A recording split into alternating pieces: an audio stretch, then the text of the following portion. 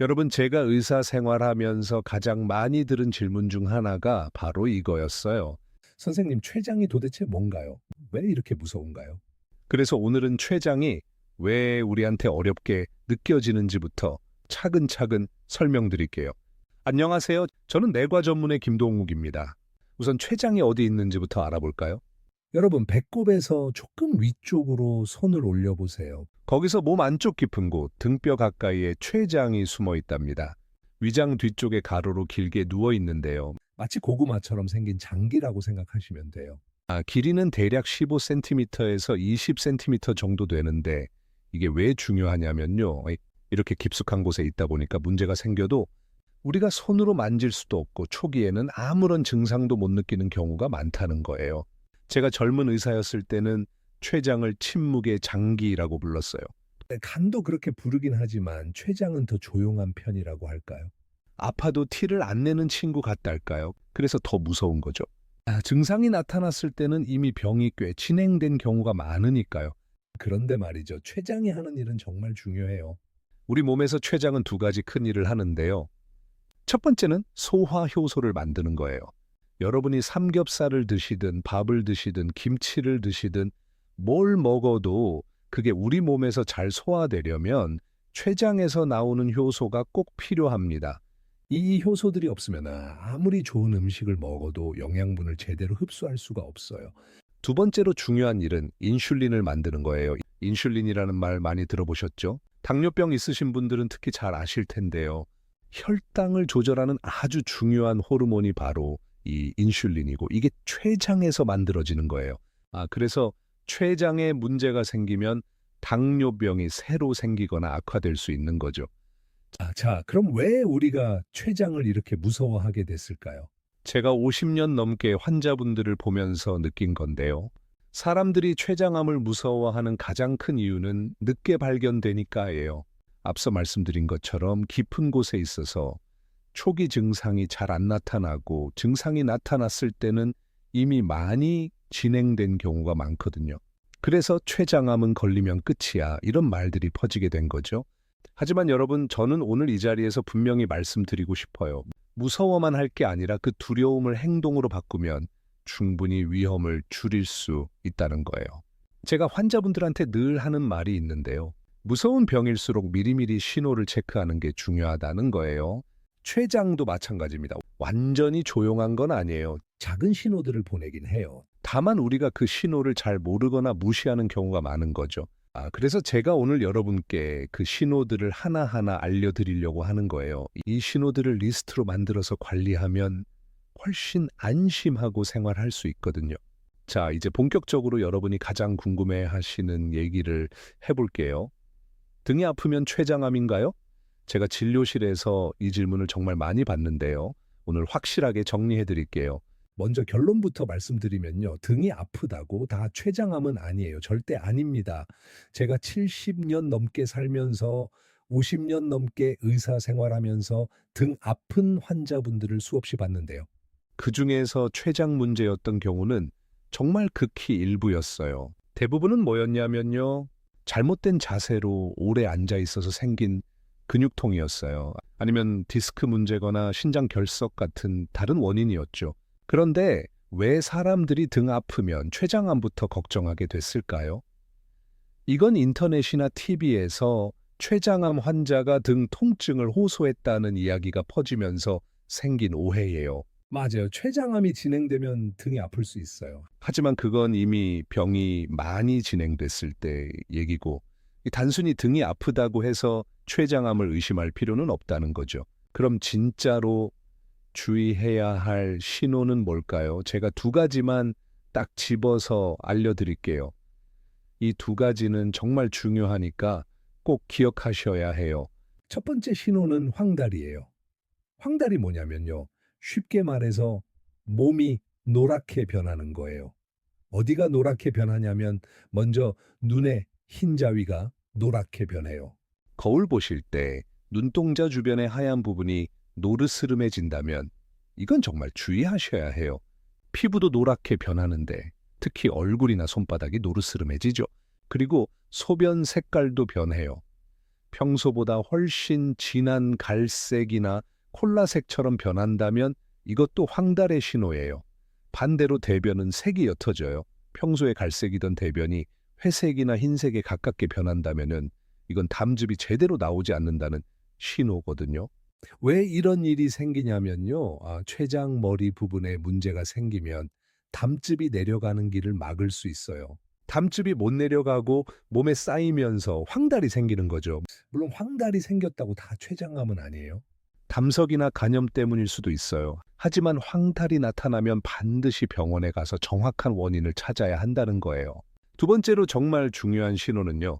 60세 이후에 새로 생긴 당뇨병이에요. 특히 이게 체중 감소와 함께 나타나면은 더욱 주의하셔야 해요. 제가 구체적으로 설명드릴게요. 평생 당뇨가 없었던 분이 60세 넘어서 갑자기 당뇨 진단을 받았다고 해보죠. 그런데 이상한 게 특별히 많이 먹은 것도 아니고 오히려 입맛도 없는데 혈당이 올라간다는 거예요. 게다가 체중까지 빠진다면 이건 정말 신경 써야 할 신호예요.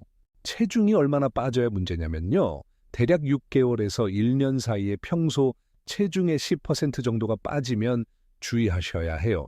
예를 들어서 평소 70kg이었던 분이 이 특별한 다이어트도 안 했는데 63kg이 됐다면 이건 분명히 이상한 거예요. 왜 췌장에 문제가 생기면 당뇨가 생기냐고요? 아까 제가 췌장이 인슐린을 만든다고 했죠. 췌장에 문제가 생기면은 인슐린이 제대로 안 만들어져요. 그러면은 혈당이 올라가고 당뇨가 생기는 거죠. 특히 췌장암 세포가 정상 췌장 세포를 밀어내면서 인슐린 생산이 줄어드는 거예요. 그리고 체중이 빠지는 이유는요. 암세포가 우리 몸의 영양분을 다 가져가기 때문이에요. 게다가 췌장이 소화 효소를 제대로 못 만들면 음식을 먹어도 영양분을 흡수하지 못해서 살이 빠지는 거죠. 여기서 중요한 건요. 이 두 가지 신호가 나타났다고 해서 나 췌장암이구나 하고 겁먹으실 필요는 없다는 거예요. 다만 이건 꼭 확인해 봐야겠구나 하고 행동으로 옮기시면 돼요. 병원에 가서 선생님, 제가 황달 증상이 있는 것 같아요. 또는 최근에 당뇨가 생기고 체중도 빠졌어요. 이렇게 말씀하시면 의사 선생님이 필요한 검사를 해 주실 거예요. 제가 늘 환자분들께 드리는 말씀이 있는데요. 의심되면 확인하고 확인하면 안심한다는 거예요. 혼자 고민하고 걱정만 하는 것보다 이제 병원에 가서 확인하는 게 훨씬 마음 편하고 건강에도 좋다는 거죠. 자, 이제 여러분들이 직접 확인해 볼 수 있는 체크리스트를 알려드릴게요. 제가 지금부터 말씀드리는 항목들을 들으시면서 이건 나한테 해당되는구나 하는 게 있으면 손가락으로 하나씩 세워보세요. 이게 왜 중요하냐면은요. 자기가 어느 정도 위험군에 속하는지 알면 더 적극적으로 건강을 관리할 수 있거든요. 첫 번째로 확인하실 건 담배예요. 현재 담배를 피우고 계신가요? 그럼 손가락 하나 접으세요. 나는 끊었는데 하시는 분들도 잠깐만요. 과거의 하루에 한 갑 이상씩 20년, 30년 피우셨다면 이것도 손가락 하나 접으셔야 해요. 왜냐면요, 담배가 췌장에 미치는 나쁜 영향은 금연한다고 바로 사라지는 게 아니거든요. 제가 환자분들한테 늘 하는 비유가 있는데요. 담배는 마치 집에 불을 지르는 것과 같아요. 불을 끈다고 해서 탄 자국이 바로 사라지는 건 아니잖아요. 몸도 마찬가지예요. 그래도 지금이라도 끊으신 건 정말 잘하신 거예요. 앞으로 회복될 기회가 생긴 거니까요. 두 번째는 술이에요. 일주일에 서너 번 이상 드시나요? 한 번 드실 때 소주 반 병 이상 드시나요? 그럼 손가락 하나 더 접으세요. 술이 췌장염을 일으키고 만성 췌장염은 췌장암의 위험을 높인다는 건 이미 의학적으로 확실히 밝혀진 사실이에요. 제가 젊었을 때는 술은 적당히 마시면 약이다라는 말도 있었는데요. 지금은 의학계에서 안전한 음주량은 없다고 말해요. 특히 췌장 건강을 생각한다면 술은 정말 조심하셔야 해요. 세 번째는 체중이에요. 과체중이거나 비만이신가요? 특히 배가 많이 나오셨나요? 남자분들은 허리둘레가 90cm, 여자분들은 85cm 이상이면 복부 비만이에요. 이것도 손가락 하나 접으세요. 폐에 지방이 많으면 왜 문제냐고요. 내장 지방이 많으면 췌장에도 지방이 끼어요. 이걸 의학 용어로 췌장의 지방 침윤이라고 하는데요. 쉽게 말해서 삼겹살의 비계처럼 췌장에도 기름이 끼는 거예요. 이렇게 되면은 췌장이 제 기능을 못하고 염증도 잘 생기죠. 네 번째는 수면 패턴이에요. 혹시 야간 근무를 오래 하셨거나 지금도 하고 계신가요? 교대 근무로 밤낮이 자주 바뀌시나요? 이것도 손가락 하나예요. 우리 몸은 밤에 자고 낮에 활동하도록 만들어져 있는데 이 리듬이 깨지면은 호르몬 분비가 엉망이 돼요. 특히 인슐린 분비에 문제가 생기고 이게 췌장에 부담을 주는 거죠. 제가 응급실에서 일할 때 밤샘 근무를 많이 했는데요. 그때 동료 의사들 중에 당뇨나 췌장 문제가 생긴 분들이 꽤 있었어요. 지금 생각해보면 불규칙한 수면이 큰 원인이었던 것 같아요. 다섯 번째는 가족력이에요. 부모님이나 형제자매 중에 췌장암이나 췌장염, 당뇨병을 앓으신 분이 있나요? 있다면 손가락 하나 더 접으세요. 특히 직계 가족 중에 췌장암 환자가 있었다면 더욱 주의하셔야 해요. 가족력이 있다라고 해서 무조건 병에 걸리는 건 아니에요. 다만 남들보다 조금 더 신경 써서 관리해야 한다는 거죠. 마치 비가 올 확률이 높은 날에는 우산을 챙기는 것처럼요. 여섯 번째는 아까 말씀드린 60세 이후의 새로운 당뇨예요. 평생 혈당이 정상이었는데 60세 넘어서 갑자기 당뇨 진단을 받으셨다면 이것도 체크하셔야 해요. 일곱 번째는 설명하기 어려운 체중 감소예요. 특별히 다이어트를 한 것도 아니고 운동을 열심히 한 것도 아닌데 몇 달 사이에 체중이 쭉쭉 빠진다면 이건 정말 주의 신호예요. 살 빠지니까 좋은 거 아닌가 하시는 분들도 계신데요. 나이 들어서 이유 없이 살이 빠지는 건 절대 좋은 게 아니에요. 우리 몸이 뭔가 이상하다고 신호를 보내는 거거든요. 자, 이제 손가락을 몇 개 접으셨는지 세어보세요. 2개 이상 접으셨나요? 그리고 아까 제가 말씀드린 황달이나 새로운 당뇨 같은 진짜 위험 신호 중에 하나라도 있으신가요?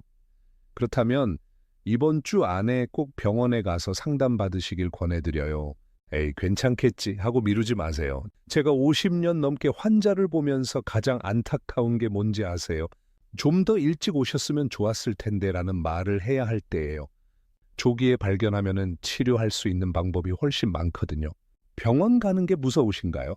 저도 이해해요. 하지만 확인하지 않고 걱정만 하는 게 더 무서운 거예요. 차라리 가서 아무것도 아니네요 라는 말을 듣고 안심하는 게 낫지 않을까요? 자, 이제 정말 중요한 얘기를 해드릴게요. 병원에 가서 뭐라고 말해야 하는지, 어떤 검사를 요청해야 하는지 구체적으로 알려드릴 거예요. 제가 왜 이걸 알려드리냐면요. 많은 어르신들이 병원에 가서도 제대로 말씀을 못 하시고 그냥 아프다고만 하다가 돌아오시는 경우가 많거든요. 먼저 가장 중요한 걸 말씀드릴게요. 췌장 검사할 때는 피 검사만 믿으면 안 돼요. 많은 분들이 피 검사에서 암 수치가 정상이래요라고 안심하시는데 이게 큰 착각이에요. 췌장암 표지자라고 불리는 CA19-9이라는 게 있는데요. 이게 정상이어도 췌장암일 수 있고 반대로 높아도 췌장암이 아닐 수 있어요. 제가 실제로 경험한 일인데요. 한 환자분이 CA19-9이 정상이라고 안심하고 계셨는데 제가 그래도 영상검사 한번 해보시죠 라고 권했더니 초기 췌장암이 발견됐어요. 다행히 일찍 발견해서 수술로 완치하셨지만 피검사만 믿었으면 큰일 날 뻔했죠. 그럼 뭘 해야 하냐고요? 영상검사가 답이에요. 복부 초음파, CT, MRI 이런 검사들이 있는데 이걸로 췌장을 직접 들여다봐야 정확히 알 수 있어요. 피검사는 보조적인 수단일 뿐이에요. 자, 이제 병원에 가서 의사 선생님께 뭐라고 말씀드려야 하는지 대본을 알려드릴게요. 이거 적어 가시거나 외워 가시면 좋아요. 먼저 진료실에 들어가서 이렇게 말씀하세요. 선생님, 제가 최근에 걱정되는 증상이 있어서 왔습니다. 그리고 나서 여러분의 증상을 구체적으로 말씀하시는 거예요. 만약 황달 증상이 있으시다면 이렇게 하세요. 선생님, 제 눈 흰 자위가 노랗게 변한 것 같고 소변도 진한 갈색이 되었어요. 대변 색깔도 평소보다 연해진 것 같습니다. 황달이 의심되는데 복부 CT나 MRI 검사를 받아보고 싶습니다. 60세 이후 새로 당뇨가 생기고 체중이 줄었다면 이렇게 말씀하세요. 선생님, 저는 올해 65세인데 최근에 당뇨 진단을 받았어요. 평생 혈당이 정상이었는데 갑자기 당뇨가 생겼고 특별히 다이어트를 한 것도 아닌데 석 달 사이에 5kg이나 빠졌습니다. 췌장 검사를 받아보고 싶은데 복부 영상 검사를 해주실 수 있을까요? 여기서 중요한 건 복부 영상 검사라는 단어를 꼭 넣으셔야 한다는 거예요. 그냥 검사해 주세요라고 하면 피 검사만 하고 끝날 수 있거든요. 그리고 이렇게 덧붙이세요. 시싱자부스티수 같은 종양 표지자 검사도 같이 해주시되 영상 검사 결과와 함께 종합적으로 봐주세요. 영상 검사를 우선적으로 보고 싶습니다. 만약 의사 선생님이 일단 피 검사부터 해보고 이상 있으면 영상 검사 하죠라고 하시면 정중하게 이렇게 말씀드리세요. 선생님, 제가 알기로는 췌장 문제는 피 검사만으로는 놓칠 수 있다고 들었어요. 제가 불안해서 그러는데 영상 검사를 먼저 하거나 같이 해주실 수 없을까요? 또 중요한 게 있어요. 필요하면 전문의한테 가야 한다는 거예요. 이렇게 물어보세요. 혹시 검사 결과에 따라 소화기내과나 외과 선생님께 연결해 주실 수 있나요? 동네 병원에서는 전문적인 췌장 검사가 어려울 수 있어요. 그럴 때는 선생님, 혹시 대학병원이나 종합병원으로 의뢰서를 써주실 수 있을까요? 라고 정중히 부탁드리는 거예요. 병원 갈 때 꼭 챙겨가야 할 것들이 있어요. 첫째, 현재 드시는 약 목록이에요. 약 봉투나 약 이름을 적어 가세요. 혈압약, 당뇨약, 아스피린 같은 거 다 적어 가시는 거예요. 왜냐하면 이런 약들이 검사 결과에 영향을 줄 수 있거든요. 둘째, 최근 3개월간의 혈당 기록이 있으면 가져가세요. 집에서 혈당 재신 거 있으시죠? 그거 수첩에 적어 놓은 거나 혈당 측정기에 저장된 기록을 보여드리는 거예요. 셋째, 체중 변화를 메모해 가세요. 작년 이맘때는 70kg이었는데 지금은 65kg입니다. 이렇게 구체적으로 말씀드릴 수 있도록요. 넷째, 증상이 언제부터 시작됐는지 적어 가세요. 한 달 전부터 눈이 노래지기 시작했어요. 이런 식으로요. 의사들은 이런 시간 정보를 굉장히 중요하게 생각해요. 그리고 이것도 꼭 기억하세요. 검사 결과가 나오면 반드시 설명을 들으셔야 해요. 이상 없대요라는 말만 듣고 오시면 안 돼요. 이렇게 물어보세요. 선생님, 검사 결과지 복사해 주실 수 있나요? 그리고 췌장 상태가 구체적으로 어떤지 설명해 주세요. 마지막으로 한 가지 더 당부드릴게요. 혼자 가지 마시고 가족이나 믿을 만한 분과 함께 가세요. 긴장하면 의사 선생님 말씀을 제대로 못 들을 수 있거든요. 같이 간 분이 대신 물어봐주고 기록해주면 훨씬 도움이 돼요. 자, 이제 정말 실용적인 얘기를 해드릴게요. 집에서 당장 시작할 수 있는 췌장 보호법이에요. 제가 환자분들한테 늘 강조하는 4가지 원칙인데요. 이것만 지켜도 췌장 건강이 확실히 좋아져요. 먼저 잘못된 속설부터 바로 잡을게요. 췌장은 소화 효소를 너무 많이 써서 망가진다는 말 들어보셨나요? 이건 완전히 틀린 얘기예요. 췌장이 망가지는 진짜 이유는 따로 있어요. 바로 과식 때문이에요. 과식하면 비만이 되고 혈당이 올라가고 염증이 생기고 췌장에 지방이 끼는 거예요. 이게 진짜 문제인 거죠. 제가 한 환자분 얘기를 해드릴게요. 70대 할아버지인데 매 끼니마다 밥을 2공기씩 드시고 고기도 실컷 드시는 분이었어요. 많이 먹어야 힘이 난다고 하시면서요. 그런데 췌장염이 와서 입원하신 후로는 완전히 생각이 바뀌셨어요. 지금은 밥 한 공기의 70%만 드시는데도 훨씬 건강하시거든요. 첫 번째 원칙은 양 조절이에요. 밥 공기 가득 퍼서 드시지 마시고 70에서 80%만 담아서 드세요. 그럼 배고프잖아라고 하실 텐데요. 비결이 있어요. 반찬의 절반을 채소와 단백질로 채우는 거예요. 구체적으로 말씀드리면 밥은 평소보다 조금 덜 드시고 대신 나물이나 김치 같은 채소를 많이 드세요. 그리고 두부, 계란, 생선 같은 단백질도 꼭 드시고요. 이렇게 하면 배도 부르고 영양도 균형 있게 섭취할 수 있어요. 두 번째 원칙은 단 음료와 과자를 줄이는 거예요. 이게 정말 중요한데요. 많은 어르신들이 나는 단 거 안 먹어라고 하시면서 믹스커피는 하루에 서너 잔씩 드세요. 믹스커피 한 봉지에 각설탕 2개 반이 들어있는 거 아세요? 하루 3잔이면 각설탕 7개 반을 먹는 거예요. 그리고 입이 심심해서 과자를 드시는 분들도 많으신데요. 과자 한 봉지에 설탕이 얼마나 들어있는지 아시면 깜짝 놀라실 거예요. 제가 권하는 건 믹스커피 대신 블랙커피나 보리차, 녹차를 드시는 거예요. 처음엔 맛없다고 느끼시겠지만 일주일만 참으시면 익숙해져요. 입이 심심하실 때는 과자 대신 견과류를 드세요. 호두나 아몬드 서너 개씩 천천히 씹어 드시면 포만감도 있고 건강에도 좋아요. 다만 견과류도 많이 드시면 안 돼요. 하루에 한 줌 정도가 적당해요. 세 번째 원칙은 기름진 야식을 줄이는 거예요. 저녁에 TV 보시면서 치킨이나 족발, 라면 같은 거 드시는 분들 많으시죠? 이게 췌장한테는 정말 독이에요. 밤에는 우리 몸이 쉬어야 하는데 기름진 음식이 들어오면 췌장이 밤새 일해야 하거든요. 저녁 식사는 잠자기 서너 시간 전에 끝내시는 게 좋아요. 예를 들어 10시에 주무신다면 6시나 7시에는 저녁을 드시는 거죠. 그리고 저녁은 점심보다 가볍게 드세요. 저녁을 든든하게 먹어야 잠이 잘 온다고 하시는 분들도 계신데 사실은 반대예요. 이제 저녁을 가볍게 먹어야 숙면할 수 있어요. 네 번째는 음주와 흡연을 줄이는 거예요. 이미 다 아시는 얘기지만 정말 중요해서 다시 강조드려요. 담배는 무조건 끊으셔야 해요. 이 나이에 뭘 끊어라고 하시는 분들도 계신데 70에 끊어도 80까지 사시는 10년이 훨씬 건강해져요. 술은 현실적으로 바로 끊기 어려우시다면 점진적으로 줄이세요. 일주일에 4번 드시던 걸 2번으로, 소주 한 병 드시던 걸 반 병으로 줄이는 거예요. 그리고 술 드실 때는 꼭 안주를 드시고 물을 많이 드세요. 운동도 빼놓을 수 없죠. 그런데 무리한 운동은 오히려 해로워요. 매일 천천히 걷기를 20분에서 30분 정도 하시는 게 가장 좋아요. 날씨가 안 좋으면 집 안에서라도 걸으세요. 거실을 왔다 갔다 하거나 제자리 걷기라도 하시는 거예요. 의자에 앉아서 할 수 있는 운동도 있어요. 앉은 상태에서 무릎을 가슴 쪽으로 당겼다가 내리기, 팔을 위로 올렸다가 내리기, 이런 간단한 동작도 췌장 건강에 도움이 돼요. 혈액순환이 좋아지면은 췌장에도 산소와 영양분이 잘 공급되거든요.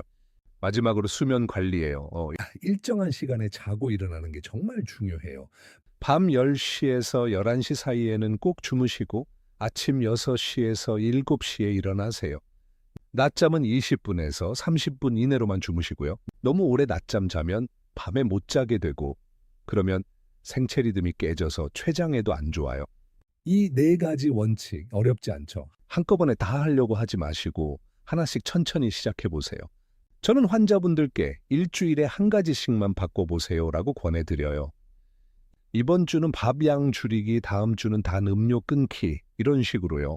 그리고 중요한 건 실패해도 괜찮다는 거예요. 오늘 과식했다고 해서 나는 안 돼 하고 포기하지 마세요. 내일 다시 시작하면 돼요. 건강 관리는 마라톤이지 단거리 달리기가 아니거든요. 자, 이제 마지막으로 치료에 대한 얘기를 솔직하게 해드릴게요. 많은 분들이 췌장암은 치료가 안 된다고 생각하시는데요. 이것도 반은 맞고 반은 틀린 얘기예요. 오늘은 희망과 현실을 균형 있게 보는 법을 알려드릴게요. 먼저 현실적인 얘기부터 할게요. 췌장 수술이 왜 어려운지 아세요? 췌장이 우리 몸에서 정말 복잡한 위치에 있기 때문이에요. 위, 십이지장, 담도, 비장, 대동맥, 이런 중요한 장기와 혈관들이 다 췌장 주변에 있어요. 마치 도심 한복판에 있는 건물을 철거하는 것처럼 주변을 다 신경 써야 하는 거죠. 제가 젊은 시절에 선배 외과 의사가 이런 말을 했어요. 췌장 수술은 외과의 꽃이지만 가시가 많은 꽃이다 라고요.